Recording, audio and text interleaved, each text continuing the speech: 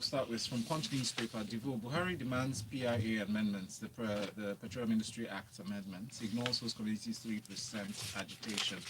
Currently, host communities we know have been requesting for that the petroleum industry bill be approved by both chambers of federal parliament, including their demand for an upward review of the equity stake they have to 5%.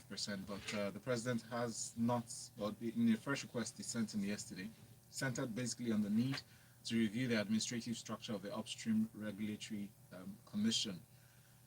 At first read, you'd wonder why are we still talking about the Petroleum Industry Act after it's been passed. After you've signed the document, should you go back to review it? What are the merits of this new request?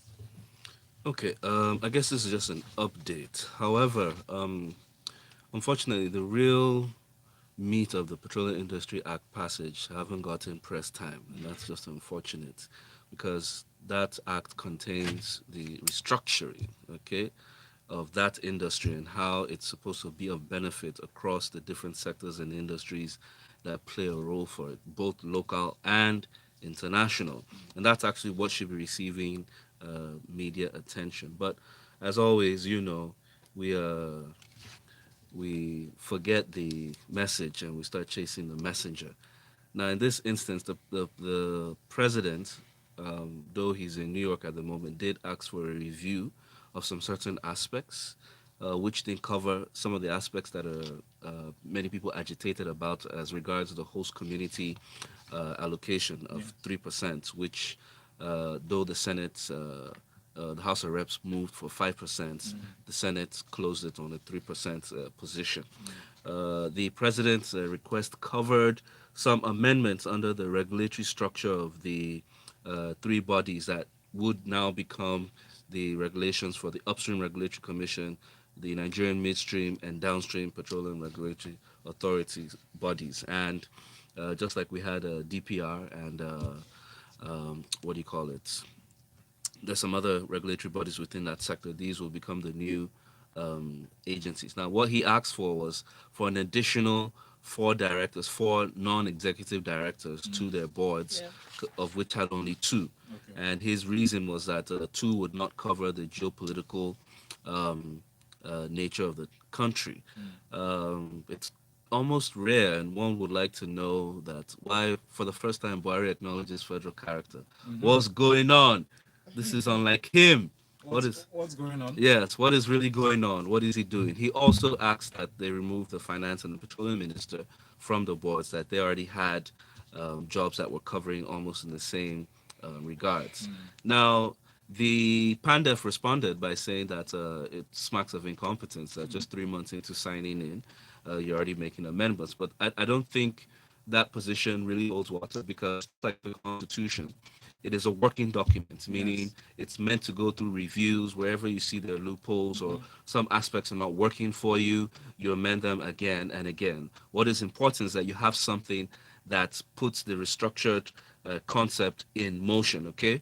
And it's Now, watertight. and it's water. Well, that's you get it to a point of being watertight. Yes. Now, let me also note about the 3% and 5% host community development fee, which has taken the major space in the media.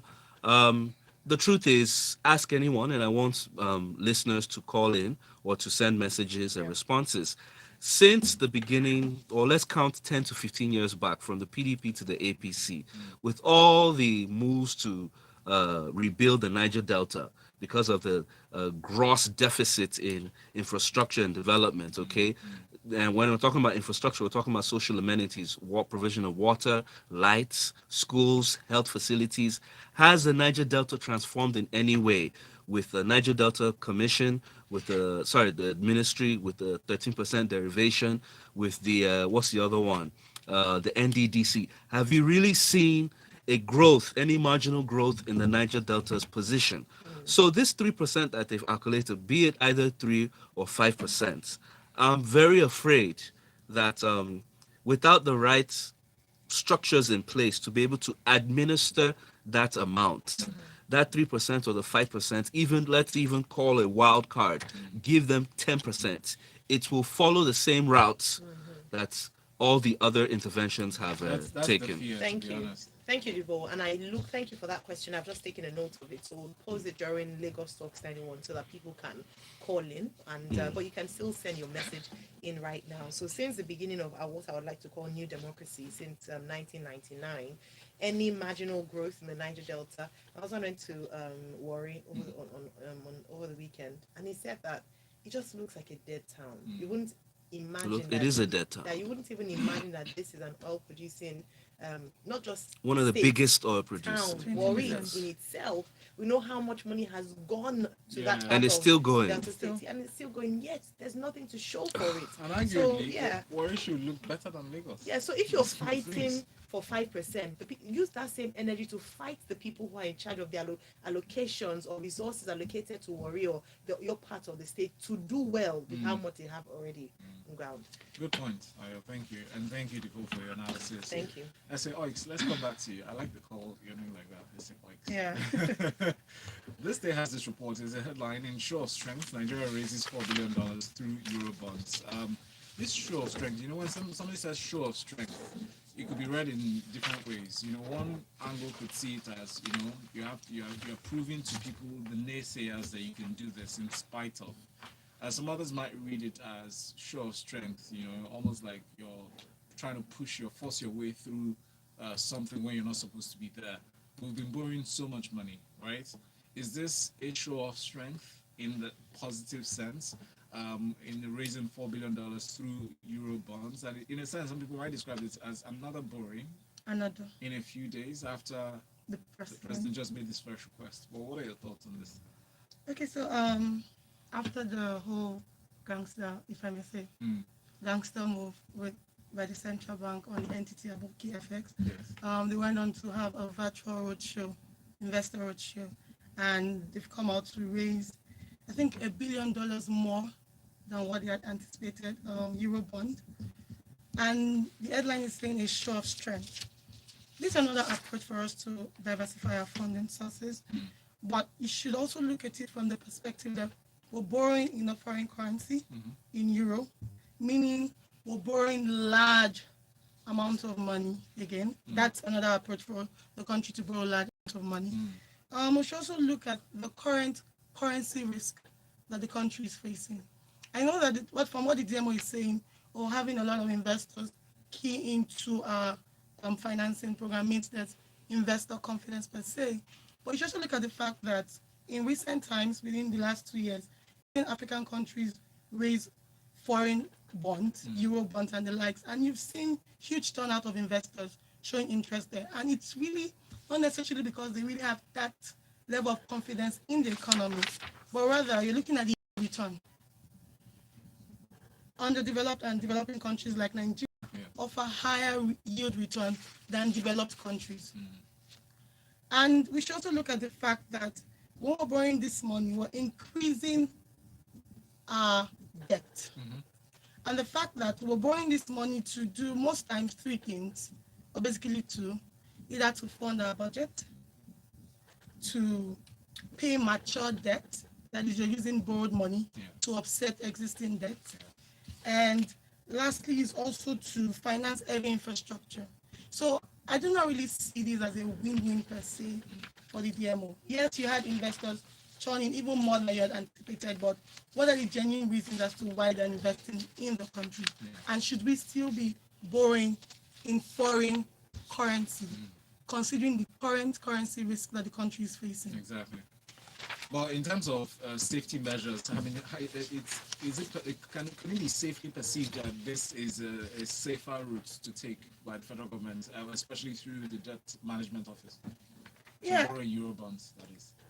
If we have a stable currency, right, it's safe to borrow in foreign currency and we earn, it boosts our external reserves, we're able to do more with our foreign currency. But we already know what the economy is like. We already know what the country is like. I don't have my fears as to the implementation of these borrowed funds. Will it be channeled to the right source? And most of this money will go into long-term infrastructural projects. That's right. That the timeline, within 7 years, you're expected to pay back. So even when you're investing this borrowed fund, are we able to reap the reward to pay off? Or when we get to 7 years again, and there's still another set of mature debt, we now borrow another set of Euro bonds to offset these existing ones. So those are the nuances that we're not sure about. But yeah, it's an approach. It's a good approach, but with the Nigerian situation, I do not think it's the best approach. And it's interesting to also examine the fact that the Euro bond issuance has the minimum term for return. So in the first tranche is 7 years. So the first people invest in the minimum is for them to recoup their investments in 2028. Yes. So those kind of things should be considered as well to give us an idea when the federal government plans to repay. Banditry has transformed into insurgency. Time to eliminate them. Masari wants, as the Katsina State Governor, he has changed words or taken a U-turn as to the initial rhetoric of we're fighting banditry. He said they've transformed into insurgency now. And he also said the hoodlums who orchestrated the carnage have started relocating from the regions that they were once found to other parts of the country. Hence the need for drastic action. He's not the first to call for a seeming state of emergency, on the part of the federal government in tackling this menace. But Divo, what are your thoughts regarding this?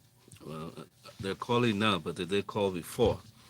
To Masari, I call this headline Masari 2.0. He has been spitting not just hard facts, but very detailed intel on what is going on in their locations. And as I said, there's something fishy going on here because everything we always, as a body in the country, suspected and they denied for so long, all of a sudden they're now coming out and saying, no, it's true, it's true, it's true. You're right, you're this, you're that. And I'm wondering, hold on here, what's really going on? The first time, and you remember a few weeks ago, Masari in an interview did state that, oh, we know the bandits. Remember for a long time, we're like, who are these people? The narrative was that they came from Libya or from other countries that had been split. Now we know them. Now he's adding 2.0 and saying that the bandits are actually the insurgents, that with the military actions taking place against them, that many of them are relocating. They're changing their positions and they need to be liquidated. That's the word that he used. And that the banditry has become an form of insurgency. Remember, we had always said that the bandits are terrorists, that you give them a name that defines the military strategy taken against them. Now, he was saying, yes, that currently in Katsina, Zamfara, Sokoto, Kebbi, and parts of Niger, that the military action has yielded some positive results. We don't know the definition of what positive results mean because it's not listed here. Now, he also went ahead and said that the insurgency, that's the banditry, has no tribal or religious connotation, that the federal government should go ahead and squash them. Do you know how much agitation? If you remember the time some people said that when the government wanted to act against some certain insurgents, some parties said that, oh, you're killing our brothers. Do you understand? They made it look tribal.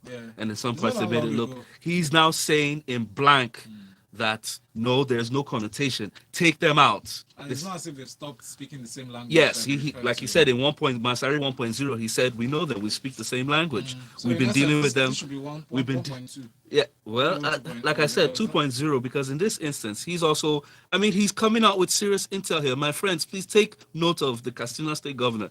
He's saying also there will, in these exercises, there will be collateral damage, that you can't sweep your house without losing one or two things. That is real military strategy there. So what does that mean in inference? If you thank you for that analogy. You can't sweep your house without losing a few things, but that only happens when you've allowed dust settle for too long. Of course. You do the proper work you're supposed to do. I said he's confirming. He's confirming everything we knew with hard intel. As a governor, shouldn't he say now decide to resign? What are these governors doing? Is it enough to complain and for us to say, oh, the governor is speaking? Let's hear him finish. Let's hear Masari finish. He also said that from between Katsina, Zamfara, and Niger, there are over 150 bandit camps in the forest. And that with the military actions, remember the military was in Katsina and some parts of, in Zamfara and some parts of Katsina, where they blocked telecoms, etc. and co. That many of them have now been fleeing to the fringe parts of the forest to unleash harm on people. So when he says positive results, I really wonder, have you solved one problem and created another? Because many of them have moved towards Kano and some of the neighboring states and are also unleashing the same terror there. Now, a word from the Emir of Katsina as I end. And I think many people would like to hear this regarding, remember when we were debating over the wisdom behind the rehabilitation of insurgents. The Emir of Katsina, unquote, said that bandits and I would rather say terrorists. Bandits do not deserve the human rights they deny others. Drop mic. Thank you. We'll see in the coming days what will appear in the newspaper if maybe their spokesman can say something otherwise. So anyway, without holding our breath, let's move on to this next one. The Vanguard has this report. NYC appeals for affordable accommodation for core members. The Lagos State Coordinator of the NYSC, Mr. Eddie Megwa, made this statement on Tuesday, that's yesterday, at the closing ceremony for 2021 Batch B Stream 2 3-week orientation camp held at the NYSC temporary camp in Epaja, Lagos. If you examine Lagos and its rent figures, you would understand that there are certain areas whose rent, is steep, more steep than the others. But based on this reference and the present economic challenges, what do you expect that this Mr. Eddie is hoping for? As landlords, do they belong to an association? Could it be addressed on a general? What effect could this have?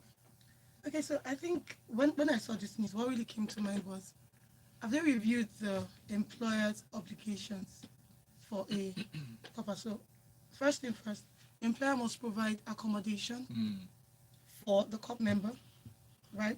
And if the accommodation is far from the PPA, the place of primary assignment, then they should provide transportation, right, and also engage the couple during the 1-year mandatory service.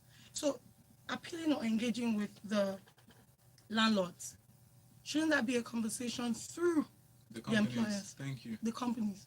Why speaking to them directly? These guys are making a living off the accommodation. Are you trying to tell them, is it part of their own service to humanity? Do they have an obligation to the NYSC to ensure that they want to make money? They built this house to earn a living. Yes, and most of them privately owned properties. Exactly. It's not as if we have properties prepared or built by the government, particularly for NYSC, because it's a government program, isn't it? Exactly, and if you could even add, there are existing government structures that are dilapidated that nobody's looking at.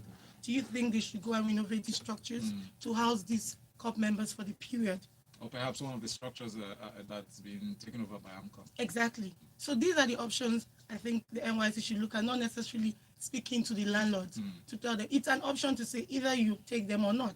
Even if they agree to you, I kid you not, when COP members come, they'll tell you, oh, we have no space. Because everybody wants to earn a living. And guess what? Everybody wants to serve in Lagos.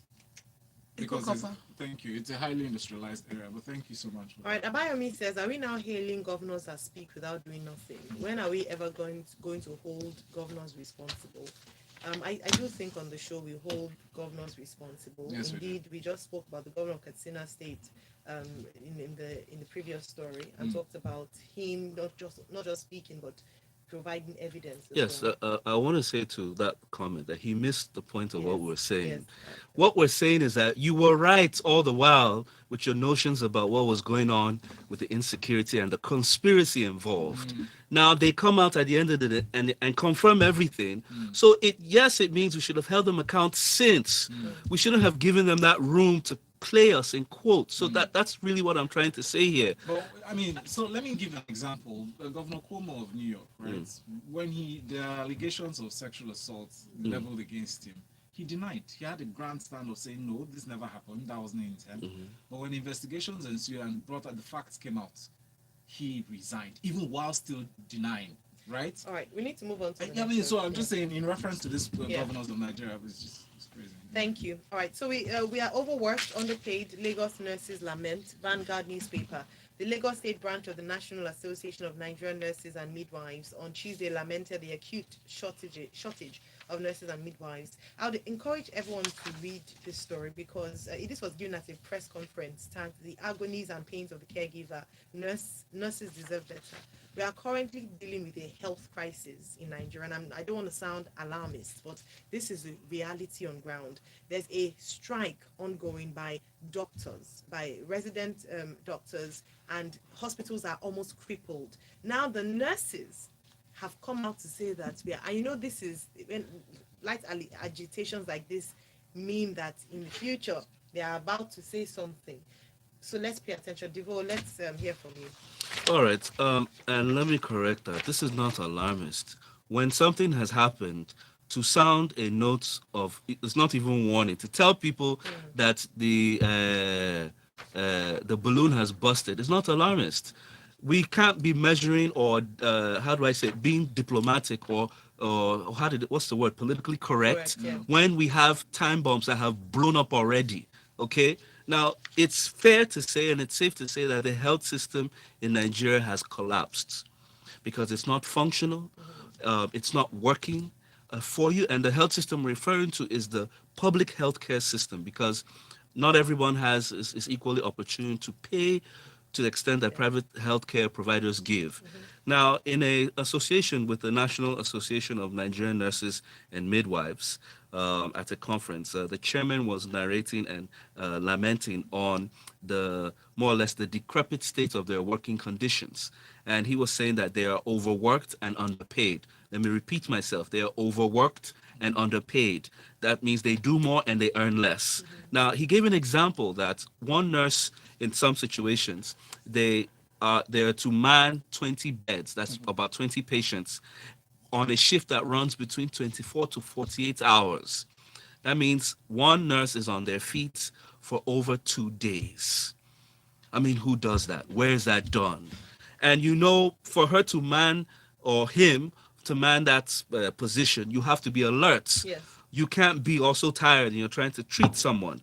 Now, he said that the chairman was saying that the solution to this was for an urgent recruitment nationwide for both nurses and midwives. You know, the poor thing about that solution, nurses and midwives are not like akara or mango that you pick on the road. They have to go through a training process to get to a point that they're functional and useful. So when you say recruits, from where?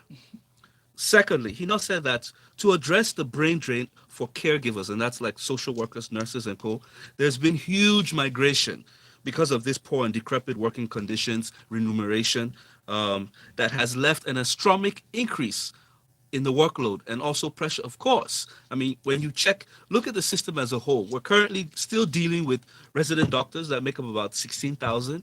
Okay, we have another 44,000 doctors that are about to join the strike. We also have Johesu, which is where these nurses come under, lab scientists, etc., and co., who are all complaining that one, even they don't even have proper living conditions. The nurses themselves do not afford enough to live basic, decent lives. Now, the question to you is, what does the Nigerian government, as an employment of labor, define as a decent living condition for their own employees? They're also saying that they don't have commensurate life insurance because as nurses, they put themselves under very high risk. That's right. You know how they say that that chemical weapons, biological weapons are more disastrous than even guns and missiles.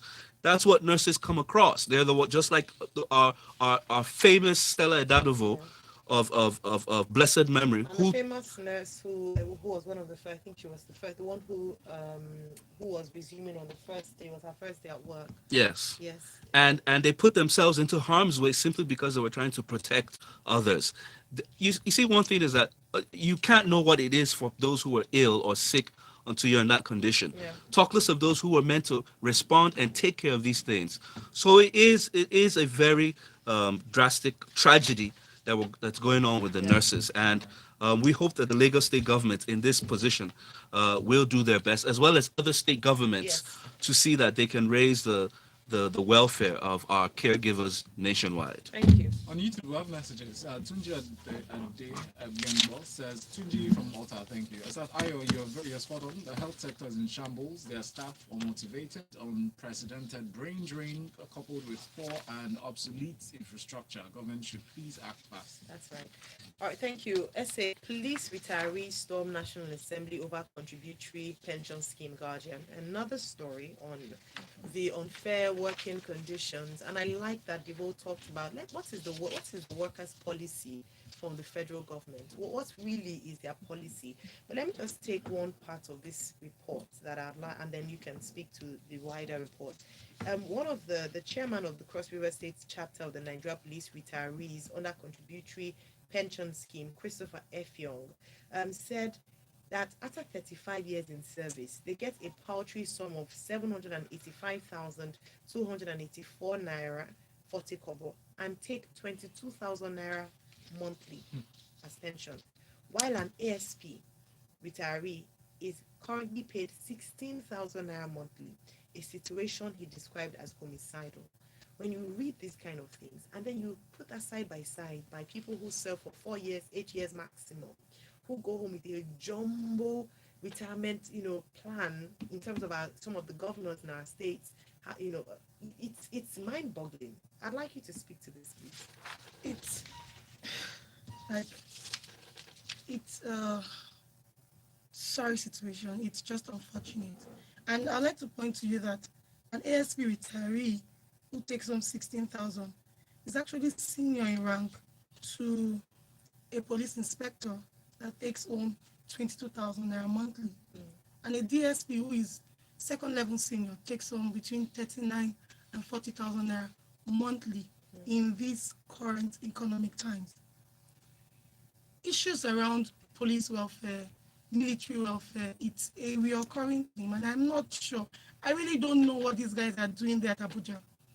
Now you're seeing a serving officer who is privy to this kind of information and understands that after serving 35 years for the Nigerian state, I'll be taking home 16,000 naira, which you and I know with the current inflation trend will be up to 2,000 naira in the next 5 years if we're not careful. And you're expecting to judiciously serve the country, to take citizens' rights, to adhere to human rights issues and all that, Not take bribe, and come home after 35 years, taking less than $1 million naira. 35 years of putting themselves in harm's way. 35 years. When I saw this story, I'm like, they're sitting on it. They're currently review. Even if they say they do not want to be part of the contributory pension scheme and want to take home the allowance for the year, are you telling me after serving 35 years as an officer, a DSP, for example, I will go home with 1.5 million naira or thereabout? What value is that currency? I think they really need to start reviewing these earnings as against inflation. I think they just adhere to whatever is in the books and translate to the currency, not necessarily factoring inflation and other macroeconomic indicators in the country. I think that's where they're really missing it. If they review these earnings alongside these indicators, it becomes useful. 16,000 naira based off what they have in their books was valuable 20 years ago. It is no longer valuable now. So they need to give us a 16,000 naira worth of this current economy. All right. How much is the minimum wage? 30,000. So let me just say what they want. They've led a protest to the National Assembly. Now what they want is they say let them pay us the debarment allowance and exit us from the CPS. That's a contributory pension scheme. Yes. These are the two requests we want the National Assembly to resolve for us. All right, thank you very much. Let's take some comments as we begin to round up. Yes, we have messages. Yeah, thank you for that. Yes, Nurse Justina Ejeloni, we must honor them and mention the names. Yes, thank you. George Okovani says the northern governors and elites thought that the federal government should take responsibility and pay for their many decades of underinvestment in education, health, and social development in the region through poorly thought out amnesty to bandits. It's their collective guilty conscience and default to feeding bottle federalism that caused them to take this position. Now they've realized that it's more complicated than that, and now they're taking the right direction, which is to enforce law and order, let justice take place, and invest in people. All right, okay, Dako says, Divo, the health system, like other institutions, has collapsed. Corruption and incompetency thrives in Nigeria. Most people in Nigeria are underpaid. Drivers, gatemen, etc., all underpaid. And in the earlier message, Dako alludes to poor leadership from devoid of bad ideas, being the current situation here. Yeah, Timothy says, in addition to the crisis in the health sector, do the nurses and others have access to mortgage and credit facilities with considerable interest rates? Timothy, you're taking it far, and but very valid point. And a message from Bidemi, final message, Ayo, my mom is a retired Lagos State teacher, VP level. Monthly pension is 8,000 naira. We need to have an in-depth conversation around this. We need to talk about these things. Well, thank you so very much. I'm glad that we go straight into Lagos Talks 981 at 8:10. There are many issues that have been presented before us, and I look forward to hearing our listeners' contributions to them. Thank you, S.A. Kala. Thank you very much, Divo Korea. And Valentine and myself will be looking at these stories with you at 8:10. Thank you very much.